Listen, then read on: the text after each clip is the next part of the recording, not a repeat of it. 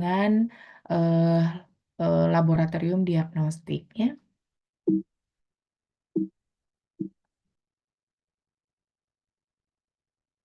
Oke, sudah berpindah ya?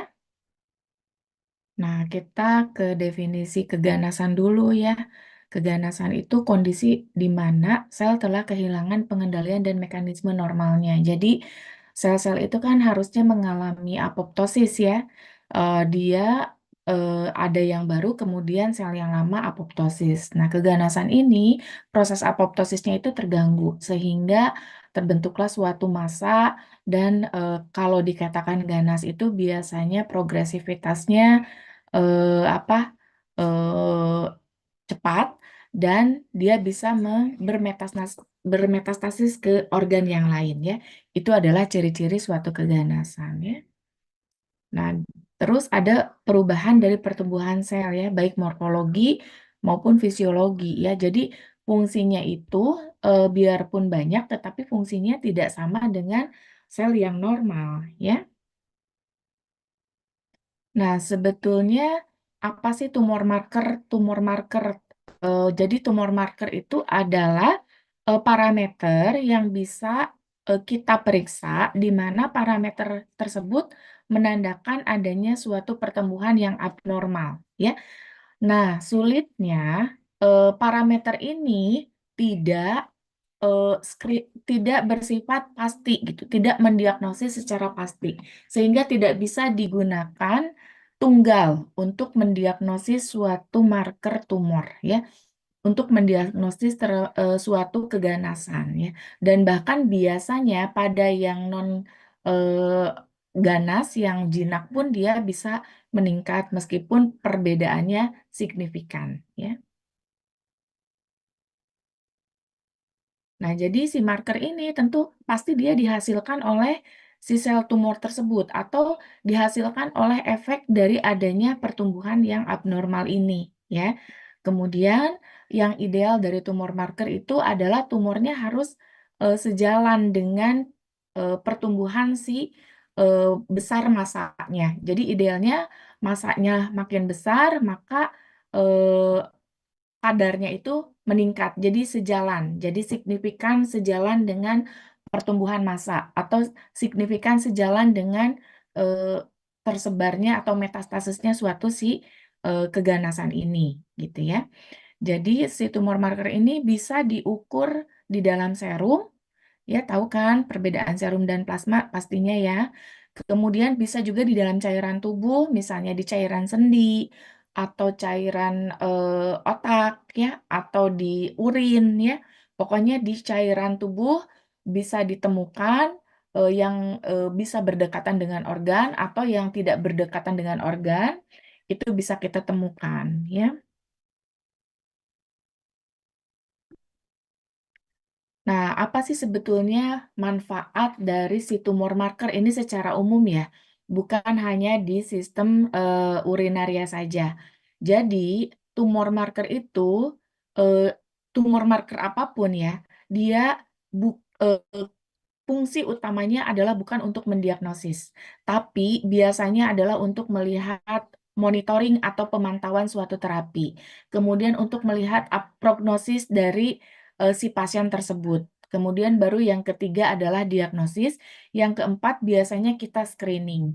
Tapi tidak semua tumor marker bisa kita pakai untuk screening. Tumor marker yang bisa di-screening salah satunya adalah si PSA ini. Itu bisa kita pakai parameter untuk screening. Tetapi untuk tumor marker yang lain tidak disarankan untuk dilakukan screening. Apa itu screening? Dalam artian misalnya kita mau men-screening orang-orang orang-orang sehat apakah menderita suatu keganasan dengan si tumor marker ini. Nah, itu tidak disarankan ya. Karena false positifnya angka kejadiannya cukup tinggi. Jadi kasihan. Bisa dia sebenarnya tidak ada keganasan, tetapi tumor markernya terdeteksi tinggi. Karena ada beberapa hal yang bisa memang meningkatkan tumor marker. Kecuali si PSA ini. PSA ini dianggap di negara-negara tertentu, misalnya di luar negeri ya, orang kulit hitam berusia 55 sampai 65 tahun, kemudian ada gejala atau tanpa gejala, biasanya mereka sudah mulai men-screening PSA. Kalau tidak ada gejala sama sekali tapi PSA mulai meningkat, itu sudah dicurigai adanya ke BPH ya, benign prostatic hypertrophy ya. Tetapi kalau gejalanya sudah hebat, kemudian juga ditambah dengan gejala sistemik, ada penurunan berat badan, ada penurunan nafsu makan, kemudian PSA-nya meningkat, eh, ada kesulitan berkemih, mengejan saat berkemih. Nah, itu biasanya screening dengan PSA ketika dia signifikan tinggi sudah curiga ke arah keganasan. Jadi, salah satu yang digunakan untuk screening adalah PSA. Tetapi untuk generally tumor marker biasanya itu digunakan untuk monitoring terapi. Monitoring terapi itu seperti apa sih? Misalnya nih udah didiagnosis pasti pasien ini menderita suatu keganasan ya. Kemudian sudah diangkat melalui bedah misalnya ya tumornya udah direseksi, sudah diangkat, kemudian akan diperiksakan nih sebelum dibedah dia akan diperiksakan tumor markernya sebagai baseline. Nah, idealnya ketika tumor ini sudah diangkat, maka si tumor marker ini ikut turun.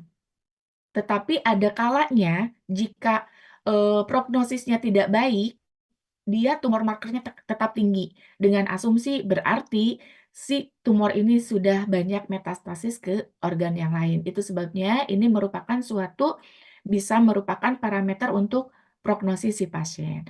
Atau misalnya dia baik, sudah diangkat, tumor markernya ikutan turun, kemudian turunnya tidak terlalu signifikan, kemudian ditambah dengan radioterapi atau kemoterapi gitu ya. Kemudian nanti dia akan turun sejalan dengan perjalanan kemoterapinya. Nah, kita artinya ini tumor marker diperiksakan untuk pemantauan sejalan dengan terapi yang diterima si pasien, ya. Mm-mm. Oke, jadi udah tahu ya di mana fungsi dia sebagai pemantauan atau monitoring, di mana dia sebagai fungsi prognosis, di mana dia sebagai fungsi untuk menegakkan diagnosis atau screening. Nah, untuk penegakan diagnosis sendiri, biasanya ini tidak bisa berdiri sendiri. Misalnya nih pada tumor prostat ya atau CA prostat, biasanya dia tetap harus dipastikan dengan eh, biopsi ya, biopsi untuk melihat stadium dari keganasannya ya, dilihat selnya langsung melalui patologi anatomi ya. Jadi biasanya ketika dari laboratorium sudah pasti ada keganasan, dilihat dari gejala, kemudian dilihat dari bukan pasti ya, cenderung ke arah keganasan, maka akan dilakukan reseksi, kemudian tetap harus dilakukan patologi anatomi, biasanya untuk menentukan jenis kemoterapi atau radioterapi apa yang diterima sama si pasien. Ya, juga kalau dengan PA kita bisa menentukan terapi apa yang sebaiknya diberikan kepada pasien. Nah, klasifikasi penanda tumor itu banyak ya. Jadi apapun sebetulnya zat apapun bisa protein, bisa enzim, bisa molekul ya, bisa suatu sitokain ya. Apapun itu yang dihasilkan atau diproduksi atau merupakan efek samping dari adanya si tumor yang bisa apa yang bisa menandai bahwa ada tumor itu kita katakan sebagai penanda tumor atau tumor marker ya. Nah, PSA ini dia termasuk dari enzim yang isoenzim yang sebetulnya enzim sendiri kan merupakan suatu protein ya, gitu. Oke, kapan sih waktu yang tepat untuk tes penanda tumor? Nah, ini ya.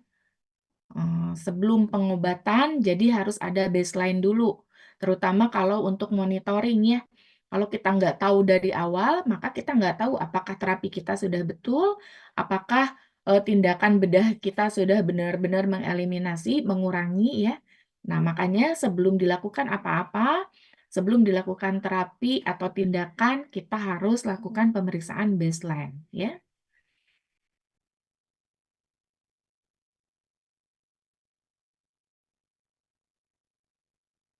Nah, kemudian diulang setelah terapi bedah itu tidak langsung ya. Sebetulnya tergantung dari waktu paruh si tumor markernya itu sendiri ya. Ketika harusnya dia diangkat, kalau misalnya kita langsung periksakan, kemungkinan masih tinggi itu ada. Tetapi kalau kita tahu waktu paruhnya, misalnya waktu paruhnya 2 sampai 10 hari ya, kita ambil 5 hari di tengah-tengahnya. Nah, kemudian nanti diperiksakan. Kemudian nanti diselang 3 bulan atau sampai 2 tahun. Biasanya kalau untuk monitoring, kemudian nanti di terapi itu per 3 bulan, 6 bulan, 1 tahun ya. Setelah 1 tahun, 3 tahun, 6 tahun. Kalau tidak ada peningkatan lagi, artinya itu adalah tidak terjadi rekurensi atau tidak terjadi kekambuhan. Tetapi misalnya sering terjadi pada kasus kanker itu setelah setahun, 2 tahun, kemudian tumor markernya meningkat lagi, itu adalah suatu prognosis yang kurang baik ya. Artinya ada kekambuhan atau ada rekurensi. Nah, ini kalau kecurigaan kambuh itu jika kadar rendah menjadi tinggi ya. Nah, ini 2 sampai 4 minggu setelah ada peningkatan bermakna dipantau ya. Kira-kira apakah ada metastase ke arah lain ya. Karena kalau dikatakan metastase, kalau kita mengatakan suatu tumor, pasti ada jenis sel yang tumbuh tidak baik. Nah, ketika dia bermetastase ke organ yang lain, itu selnya tetap sel yang tidak baik, bukan sel misalnya dia bermetastase ke tulang atau bermetastase ke paru. Tidak berarti sel tulangnya yang tumbuh gitu, tetapi sel yang cancer ini yang tumbuh di organ tulang, yang tumbuh di organ paru. Jadi tumor markernya tetap sama gitu ya, tidak berubah. Nah, sebetulnya banyak sekali ya di klinis ini yang kita pakai sebagai tumor marker. Tapi ingat adik-adik, tumor marker ini tidak bisa digunakan tunggal ya. Biasanya digunakan juga dengan tentu satu pemeriksaan fisik dan klinis. Ingat ya. Kemudian biasanya untuk diagnosis pasti dan stadium kita juga dilakukan patologi anatomi ya invasif. Tapi sebelum kita lakukan invasif, kita pastikan dulu dengan pemeriksaan tumor marker ini yang biasanya cukup tinggi. Tetapi persentase itu ada kecil. Dia ganas, cancer, tetapi eh, tumor markernya tidak tinggi. Itu bisa terjadi. Biasanya itu terjadi pada jenis sel yang jarang sekali. Misalnya sama-sama di organ paru, sama-sama di organ tulang, atau sama-sama di kolon, tetapi jenis sel yang tumbuhnya itu berbeda atau tidak menghasilkan tumor marker yang ada di pasaran, tumor marker yang tertera di sini. Jadi ketika dia tidak meningkat, tetapi gejala klinis ada, massa ada, progresivitas juga ada, fisik juga menurun. Nah, itu tidak berarti ketika tumor markernya tidak terjadi peningkatan, pasien tidak mengalami kanker. Maka eh, yang lainnya adalah kalian harus rujuk ke radiologi, MRI atau CT scan ya. Gitu. Biasanya ada perbedaan. Biasanya kan kalau keganasan itu masanya itu penuh dengan pembuluh darah ya. Jadi secara radiologis pun bisa dibedakan kalau itu massa yang jinak atau massa yang ganas ya. Kita lihat nih satu kalau yang untuk prostat cancer itu ya tunggal. Kemudian untuk yang gallbladder ini bisa CA 19 9 CEA. Ini karena dia sama dengan si ini apa kanker paru ya. Ini bisa juga dengan CEA. Ini CEA ini cukup banyak. Ya, CEA di kanker payudara juga ada ya. Kemudian di kolon. Nih, kolon CEA tuh banyak di kolon. Sehingga di rumah sakit tipe A, biasanya yang disediakan tumor marker itu adalah satu PSA. Karena PSA ini sering ya, kejadiannya pada laki-laki usia tua itu cukup sering terjadi. Jadi biasanya di vaskes tingkat A itu biasanya ada PSA ada, CEA ada ya. Nih, kemudian CA 19 9 juga ada, CA 125 ini pada ovarium juga ada ya. nih, biasanya ada. Terus yang sering lagi adalah CEA, CA125, alpha fetoprotein juga ini cukup sering ya. Alpha fetoprotein di kanker paru, ada juga hepar di kanker hepar ya. AFP, kanker kolon sering juga nih CEA ya. Jadi ini yang sering diperiksakan untuk tumor marker. Nah, kita ini ya, normal range-nya untuk PSA adalah kurang dari 4 mg per mililiter. Jadi pada keadaan normal itu PSA tetap dihasilkan ya oleh jaringan prostat normal ya. Jadi biasanya tumor marker ini tetap dihasilkan dalam jumlah tertentu meskipun si organ tersebut tidak mengalami pertumbuhan yang abnormal ya. Nah, kayak ini kan sebetulnya nih kalsitonin ini memang produksi si tiroid eh, pars medullari ya. Nah, ini kalsitonin. Jadi tetapi ketika dia pertumbuhannya abnormal, maka kalsitonin ini akan meningkat dengan pesatnya juga gitu. Jadi memang ada yang dia memang produksi tersebut gitu. Kita jadikan sebagai tumor marker. Tapi ada juga yang sebetulnya tumor marker ini tidak punya fungsi apa-apa gitu ya. Hanya berupa molekul inflamasi gitu ya.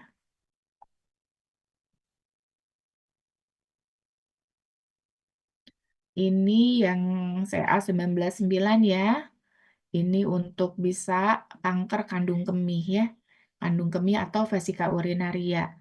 Normalnya kurang dari 37, tapi adik-adik sekali lagi kalau kalian melihat kadar normal, ini saya dari textbook, tetapi nanti kalau adik-adik di lapangan tetap diingatkan, range-nya adalah sesuai dengan yang dikeluarkan dari alat ya. Nih.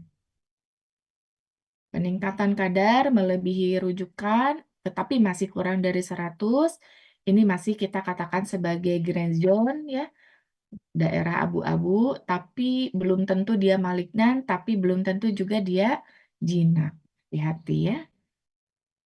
Tapi kalau lebih dari 100 bisa kita asumsi dia keganasan. Kemudian kita rujukan untuk diangkat masanya. Setelah itu kita lakukan pemeriksaan patologi anatomi untuk biasanya melihat stadium ya dan rencana tindakan lainnya. Untuk 999 itu sensitivitasnya 85%, spesifisitasnya 96% ya. Untuk kandung kemih sensitivitasnya 75%. Oke. Nah, kemudian kita ke PSA ya. Ini merupakan suatu enzim berupa glikoprotein dihasilkan sendiri oleh sel epitel kelenjar ya. Dengan berat 34.000 Dalton, normalnya kurang dari nanogram per mililiter. Jadi sedikit sekali ya yang dihasilkan itu dalam satuan nanogram ya. Nih, menyingkirkan keganasan atau membantu mendiagnosis CA prostat ya.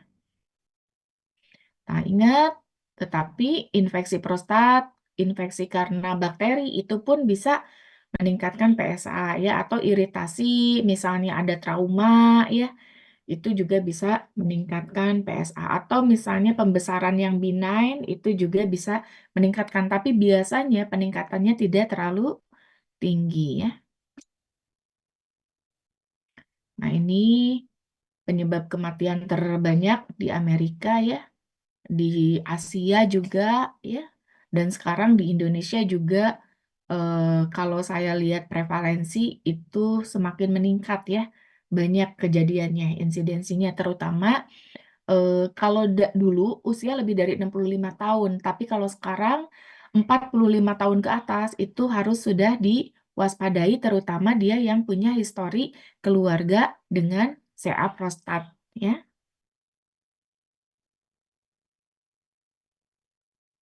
Nah, bisa juga dengan uji saring direct rectal examination. Yang ini sudah atau rectal tuse untuk eh, memeriksa besarnya prostat ya. Kan sudah diajari di CSL ya. Bisa posisi litotomi, bisa miring ke kiri ya. Nah, kalau misalnya pada saat diperiksa rektal tuse itu pembesaran prostat, kemudian PSA-nya meningkat, kemudian lebih dari 5 tahun, 50 tahun ya. Apakah ini menjadi kontroversi untuk pemeriksaan ini? Sebetulnya tidak ya. Boleh kita lakukan ya. Eh, Asal jangan lupa kita kalau sebagai dokter itu harus komprehensif ya. Lakukan anamnesis, apakah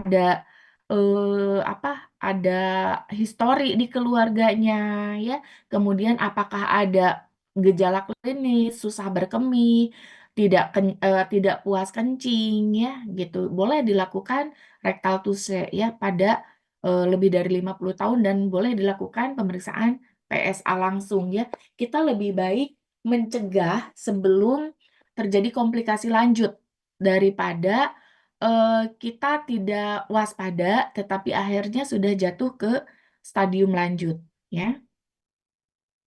Kemudian kalau memang sudah dipastikan memang ada keganasan, kemudian periksakan basic PSA lagi sebelum dilakukan terapi, kemudian dilakukan terapi, kemudian di follow up terapinya, kemudian secara frekuen, secara interval dilakukan pemeriksaan PSA ya, karena PSA yang paling tidak invasif ya dan cenderung lebih murah dibandingkan pemeriksaan radiologi ya seperti CT scan atau MRI dilakukan. Oh, kalau tidak ada peningkatan kembali PSA, cenderung prognosisnya akan baik ya.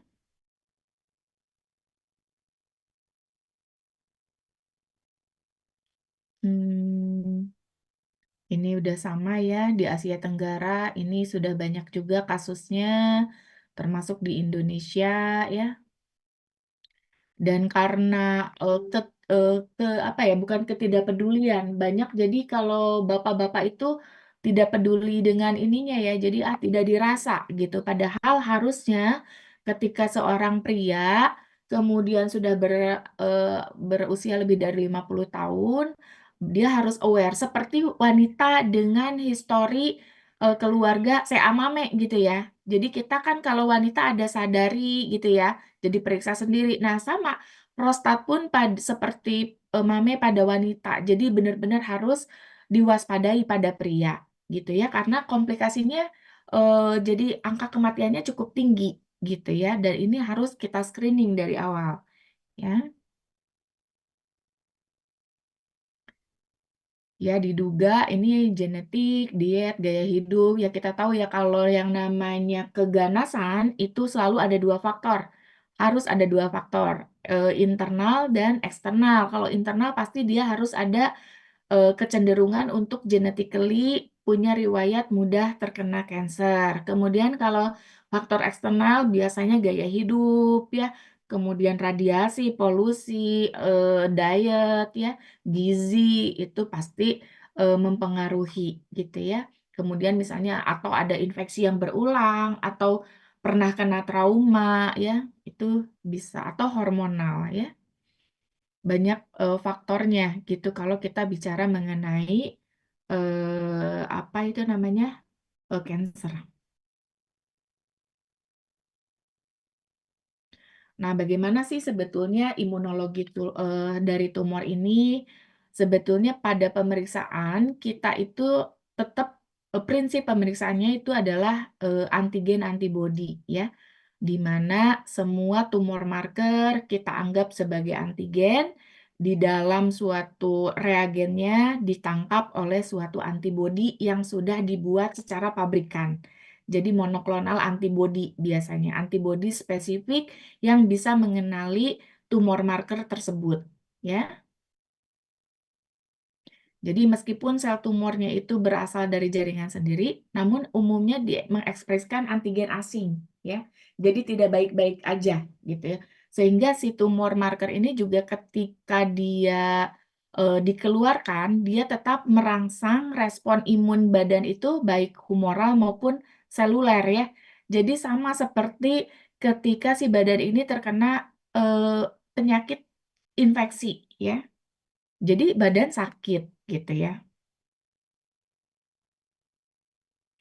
Nah, ini patogenesisnya bisa multifaktorial, perubahan pada DNA pada sel prostat ya, abnormal, terjadi mutasi DNA, yaitu tadi saya bilang tadi, ketika kita berbicara mengenai mutasi DNA, itu tentu ada faktor genetically dan faktor dari luar ya.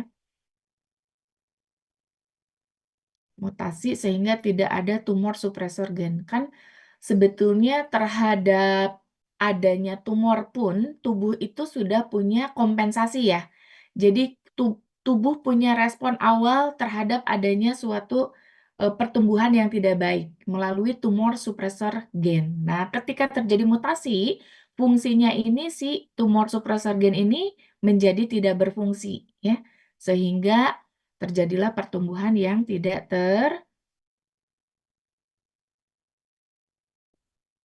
Kemudian patogenesis bisa juga karena androgen yang dimediasi oleh reseptor sehingga menyebabkan suatu karsinogenik atau toksik terhadap DNA. Ini bisa awal mulanya ya, sehingga terjadi inflamasi, kemudian terjadi proliferasi atrofi, kematian sel, regenerasi, kerusakan DNA, baru terjadi mutasi lalu kanker.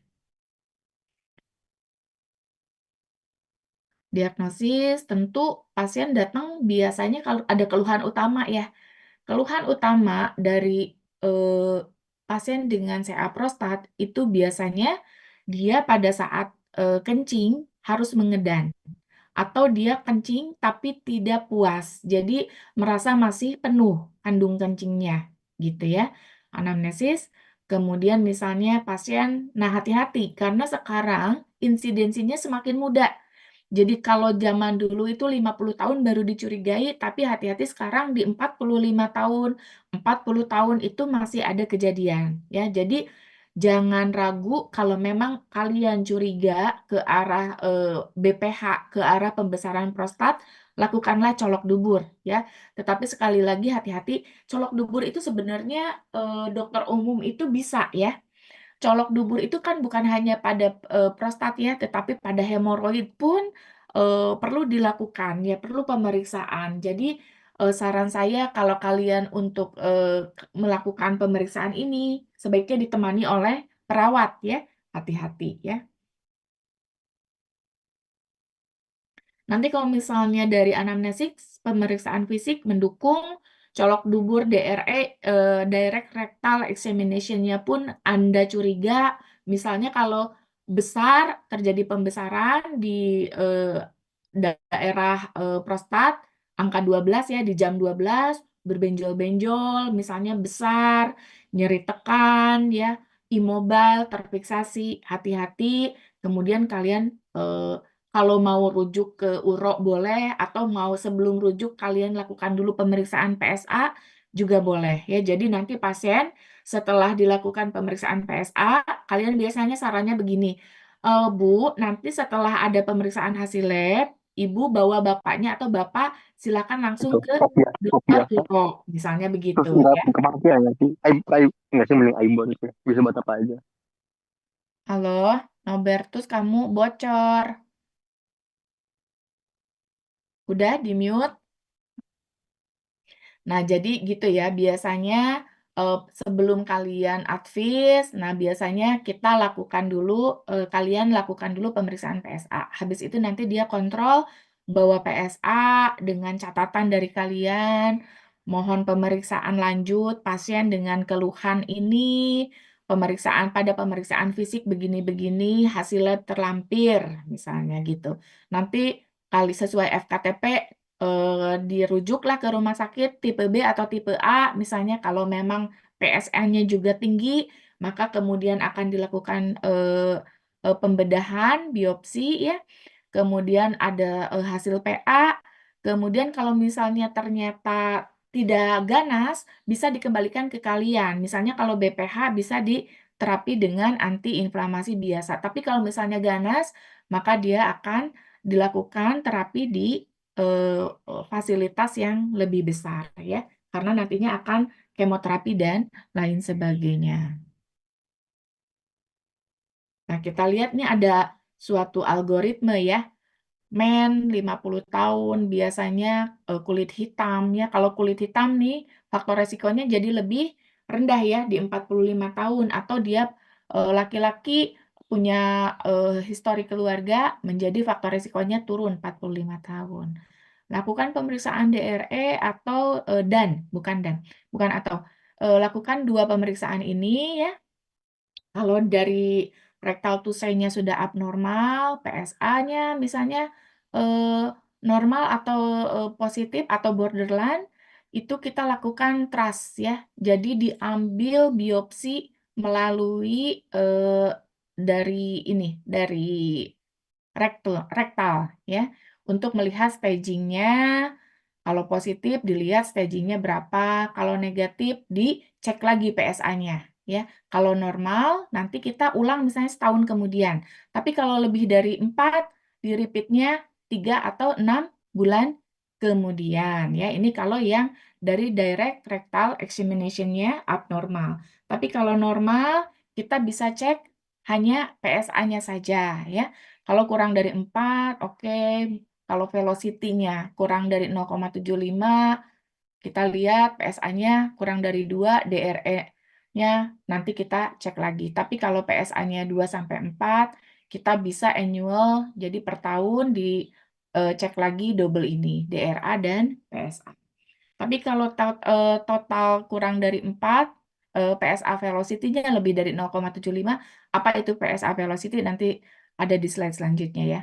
Ini dilakukan TRAS guide biopsi. Jadi TRAS itu pengambilan biopsi dari anus ya, dilakukan oleh seorang urolog ya, untuk melihat staging. Kalau positif, kita lihat di biopsi dia masuk ke staging berapa, tapi kalau negatif biasanya repeat, misalnya setahun kemudian kalau ada gejala ya. Tapi kalau tidak ada gejala, tidak perlu. Nah, kalau misalnya PSA-nya 4 sampai 10 ditras ya, di biopsi, kemudian jika memang membesar di staging, tapi kalau misalnya dari TRAS tidak, dicek persentase free PSA-nya dalam 6 sampai 12 bulan ya, dalam 1 tahun lah biasanya, setengah atau 1 tahun ya.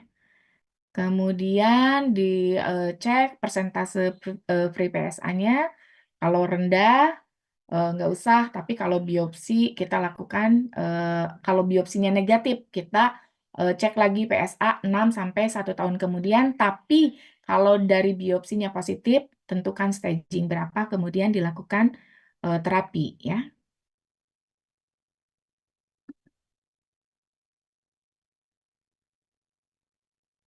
Nah, ini kita berbicara mengenai si PSA-nya.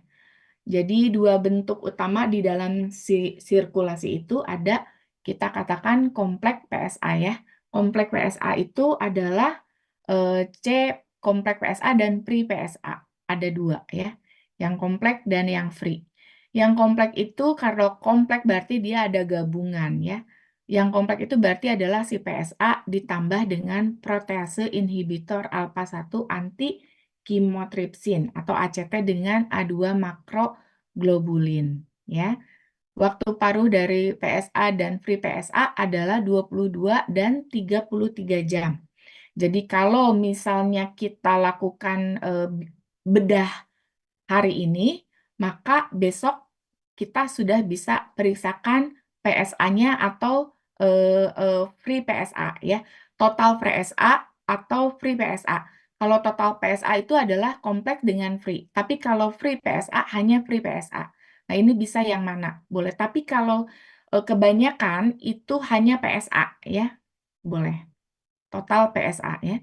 Ini 22 sampai 33 jam. Jadi kalau misalnya pagi ini kalian si pasien sudah dioperasi, maka besok sudah kita bisa periksakan PSA-nya. Kalau prognosisnya baik, PSA-nya harusnya ikutan turun ya.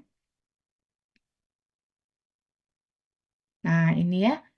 Macam-macam pemeriksaan VSA di lab itu ada yang densitasnya, ada yang velocity-nya, ada yang tadi saya bilang ya, kalau di lab itu biasanya adalah molekul PSA-nya, yaitu berupa free PSA dan kompleks PSA. Ya.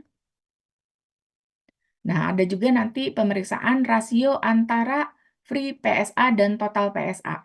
Jadi, free PSA ini dibandingkan dengan total PSA, yaitu CPSA dan free PSA. Ya. Kalau total berarti free PSA dan kompleks PSA, ya, keseluruhan.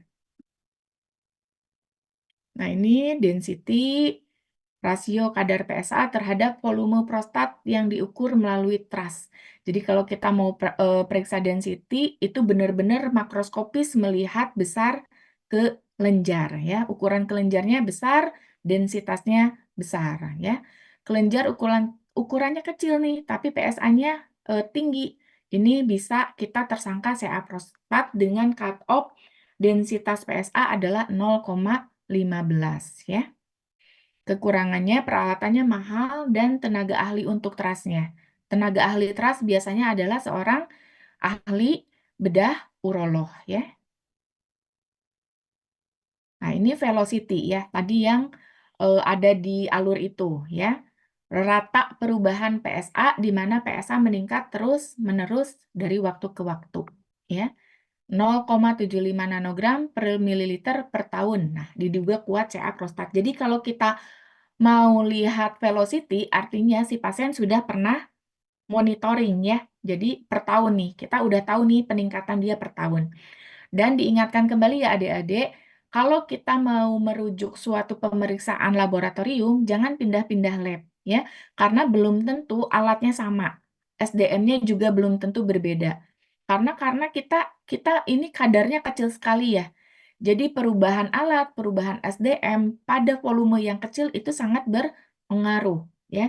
Jadi kalau bisa kalau sudah merujuk pada satu lab, tetapkan pada lab tersebut pada saat kita monitoring gitu ya. Misalnya nih, kalian pasiennya awalnya dari rumah sakit A, kemudian kalian nanti berobat ke kalian di tempat praktek pribadi misalnya. Nanti kalian tuh merujuknya lagi tidak ke usahakan tidak ke lab swasta, tetapi ke rumah sakit tempat pada saat dia periksa baseline dan monitoring sebelumnya. Nah, seperti itu ya. Jadi menggunakan laboratorium yang sama.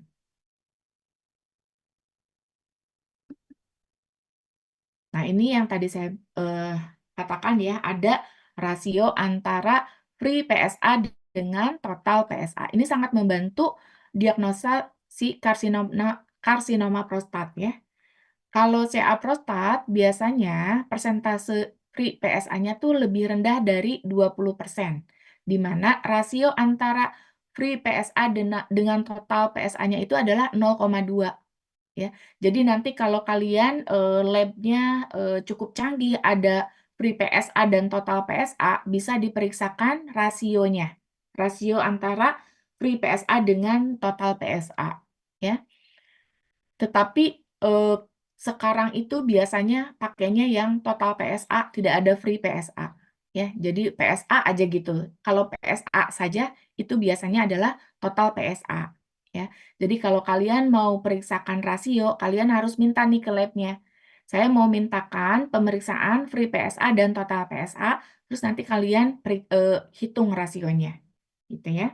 Nah, kemudian ACS rekomendasi biopsi prostat jika rasio free PSA dibandingkan dengan total PSA-nya itu kurang dari 0,2 dan kadar total PSA-nya atau kadar total PSA-nya 2,5 sampai 10 nanogram per mililiter. Karena kita jarang ada free PSA, hanya ada total PSA. Jadi yang biasanya kita pakai adalah ini. Kalau kadar total PSA-nya 2,5 sampai 10. Biasanya di eh, 2 juga biasanya apalagi apa gejala klinisnya sudah ada, nah biasanya langsung di biopsi ya.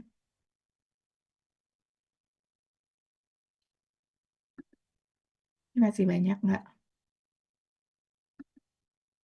Oh iya,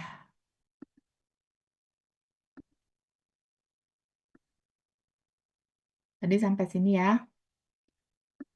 Terus metode pemeriksaan ini sih sudah sering saya berikan ya. Ada yang rapid imunokromatografi, tapi kalau rapid kan biasanya itu ya susah karena dia cuman kualitatif. Biasanya kalau rapid itu kualitatif, tetapi kalau rapid kualitatif ada limit deteksi. Misalnya rapid kualitatif limit deteksinya 0,4 nanogram per mililiter. Nah, kalian nanti kalau misalnya awalnya dia positif kemudian menjadi negatif, itu bisa kalian katakan bahwa terapi yang kalian lakukan itu udah baik. Kemudian nanti misalnya kalian monitor tiba-tiba jadi positif, baru nanti kalian alihkan ke pemeriksaan yang kuantitatif, itu oke, supaya pasiennya tidak terlalu banyak keluar biaya. Karena biaya yang rapid dengan yang rapid kualitatif dengan yang kuantitatif itu berbeda jauh ya, jauh lebih mahal yang kuantitatif. Kemudian metode lainnya adalah imunofluoresen. Imunofluoresen selalu saya katakan kalau kita periksa dengan prinsip imuno itu adalah pemeriksaannya menghitung ikatan antara antigen antibodi, kemudian nanti di label fluoresen, fluoresensinya yang dikonversi menjadi suatu nilai. Kalau ELISA berarti di labelnya dengan enzim. Kemudian enzim dengan perubahan tertentu pada kapasitas tertentu, nah itu yang dikonversi. Dengan enzim chemiluminescent immunoassay. Nah, ini lebih canggih lagi. Ini lebih sensitif, limit deteksinya lebih rendah, eh, tapi sebetulnya kalau hanya untuk monitoring, kita tidak perlu dengan limit deteksi rendah ya. Limit deteksi rendah itu biasanya untuk yang diagnosis awal. Tapi kalau untuk monitoring dan prognosis, sebetulnya tidak perlu dengan sensitivitas yang baik ya. Kemudian immunoradiometric assay ini IRMA sekarang sebetulnya tidak lagi dilakukan di laboratorium. Ini sudah menjadi bagian dari eh, ini radiologi nuklir ya. Pemeriksaan ini tidak dilakukan lagi di laboratorium karena resiko radiasinya cukup besar. Jadi harus dilakukan di bagian nuklir, laboratorium nuklir. Nah, ini mengingatkan kembali saja ya. Kalau imunokromatografi ini seperti ini. Jadi biasanya ada strip, ada untuk meneteskan sampling, kemudian di sini sudah ada antibodi monoklonal yang spesifik terhadap antigen. Kita katakan antigen, padahal ini adalah suatu protein dari si PSA ya atau enzim dari si PSA. Kemudian jika positif nih di dalam serum, kemudian terjadi ikatan ya, maka dia akan memberikan suatu warna ya. Dan kalau imunokromatografi itu selalu harus ada punya kontrol ya, karena si analis atau laborannya tidak bisa mengkontrol alat itu di luar. Jadi kita harus memastikan strip ini bagus dengan kontrolnya yang berwarna. Kalau kontrolnya saja sudah rusak, kita juga tidak bisa mempercayai si strip ini ya. Jadi kontrol harus selalu positif ya. Jangan lupa bahwa pemeriksaan imunokromatografi ini memungkinkan pasiennya bukan pasien hasilnya positif palsu dengan adanya hama ya atau dengan adanya cross reaksi dengan antigen yang mirip ya. Biasanya apa sih yang biasanya membuat apa positif palsu atau menjadi hama gitu ya. Biasanya pasiennya imunitasnya kurang baik atau pasien dengan infeksi yang lain yang saya tahu yang sering sekali menyebabkan positif palsu pada pemeriksaan dengue adalah seseorang dengan malaria positif ya. Hati-hati kalau yang malarianya positif, biasanya dengue-nya suka positif palsu ya karena ada antigen yang terbaca sebagai viral eh, apa dengue ya hati-hati makanya selalu klinis diperhatikan ya ini sudah saya terangkan jumlah fluoresen kalian sebetulnya alat itu semakin canggih semakin sensitif ya tetapi kalau di tumor marker sensitivitas itu sebetulnya goldennya itu adalah biopsi ya kita hanya kecenderungan gitu. Nah, ini eclia chemiluminescence ya. Nah, hati-hati pada interfering factor ya. Eclia ini bagus, tapi hati-hati dia punya interfering factor berupa tidak bisa si serumnya itu ikterik ya atau lipemik. Ikterik itu jika pasiennya misalnya ada gangguan hepar ya, kemudian ada gangguan lisis eritrosit. Jadi dia serumnya harus normal, nggak boleh lipemik ya, nggak boleh ikterik, nggak boleh merah lisis. Dan nih, dia nggak boleh rheumatoid faktornya lebih dari 1.500. Jadi si pasien hati-hati kalau pasiennya punya eh, rheumatoid faktor ya, punya autoimun ya, hati-hati. Dan ada beberapa obat-obatan nih yang bisa bikin apa positif palsu. Flutamid itu ini ya, apa tuh namanya? Obat untuk gejala flu ya. Kemudian ini nih antibiotik. Nah, ini Irma. Nah, sekarang sudah tidak dilaksanakan di laboratorium ya. Sekarang segala sesuatu yang menggunakan radioterapi, pemeriksaannya itu diserahkan atau diambil alih oleh radionuklir. Apa sih kegunaan klinis PSA? Yaitu satu ya, efikasi terapi setelah prostatektomi radikal harusnya PSA-nya rendah ya atau negatif. Kalau masih tinggi dibantu dengan radioterapi atau terapi hormon ya. Kemudian setelah diberikan terapi, kita harus memantau nih efek dari terapinya ya. Apakah ada kekambuhan atau tidak ya. Kemudian biasanya peningkatan CSA itu sejalan dengan parahnya stadium klinis dari si CA prostat sendiri ya. Jadi eh, jarang yang stadiumnya tinggi tetapi PSA-nya rendah. Itu sangat jarang ditemukan ya. Kalau memang ditemukan, biasanya si klinisinya ke lab, telepon kok tidak sesuai klinis ya, coba diulang gitu. Kita ulang dari awal, dari preanalitiknya ya. Dari mulai pengambilan sampel, dicek lagi, tabungnya harus betul, penyimpanannya harus betul, pemeriksaannya harus betul, alatnya harus sudah terkontrol, terkalibrasi, diulang dari awal ya. Nah, dari sekarang itu sebetulnya ada biomarker-biomarker baru dari jurnal-jurnal. Tapi kalau di Indonesia sendiri ini masih jarang digunakan ya. Biasanya hanya untuk kepentingan penelitian ya. Ini ada HK2 atau Human Kallikrein Relate Peptidase 2. Ini protease berarti enzim ya. Ini bisa merubah pro-PSA menjadi PSA yang aktif. Jadi ini sebetulnya marker ini adalah marker menjadi sebelum sebelum terbentuk PSA gitu ya. Hmm, ya. Nah tapi dia eh, si HK2 ini kalau kadarnya kurang dari 10, ini lebih rendah lagi ya, mikrogram per liter untuk melihat suatu resiko rekurensi. Sebetulnya lebih baik dari PSA ya.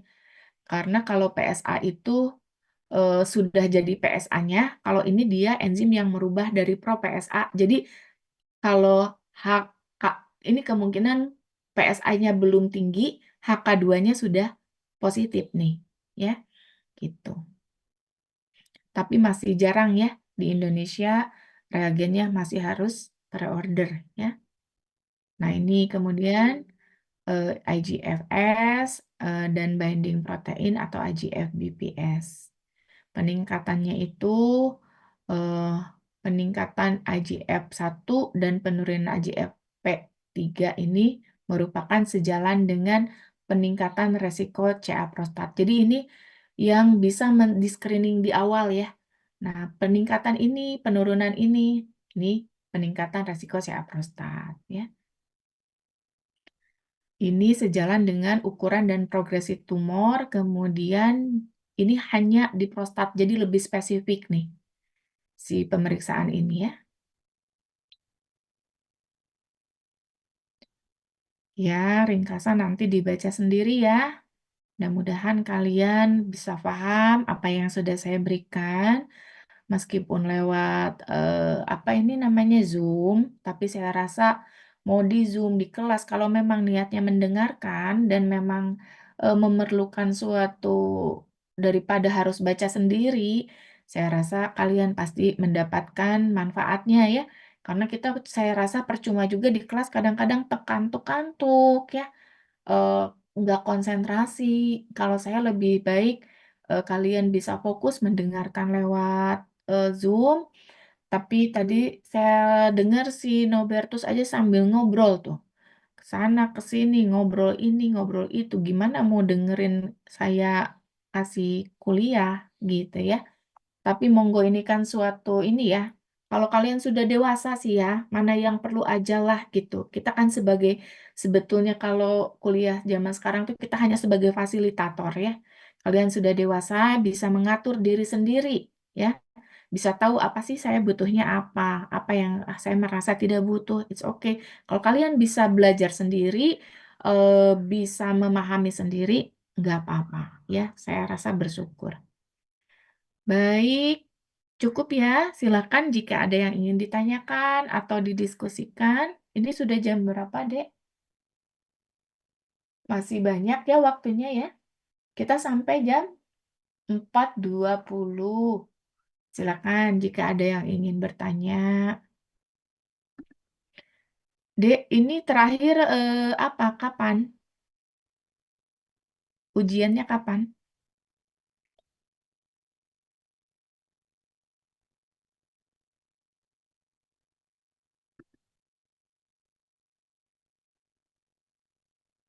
Halo, suara saya kedengaran?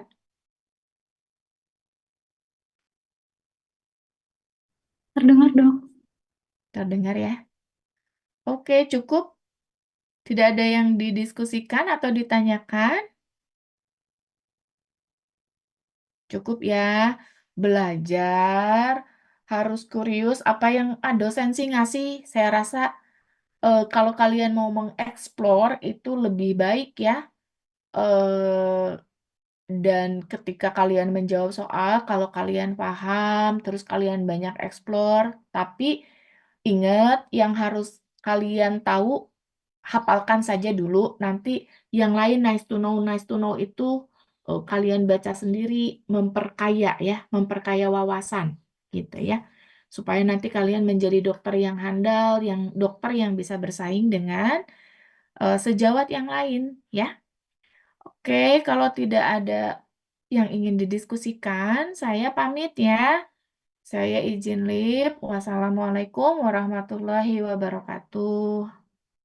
Waalaikumsalam warahmatullahi wabarakatuh. Terima kasih Waalaikumsalam dokter. warahmatullahi Terima wabarakatuh. kasih, Terima Dok. kasih dokter. Nanti saya share ya ke Roswa ya, PPT-nya ya. Baik, terima kasih, Dok.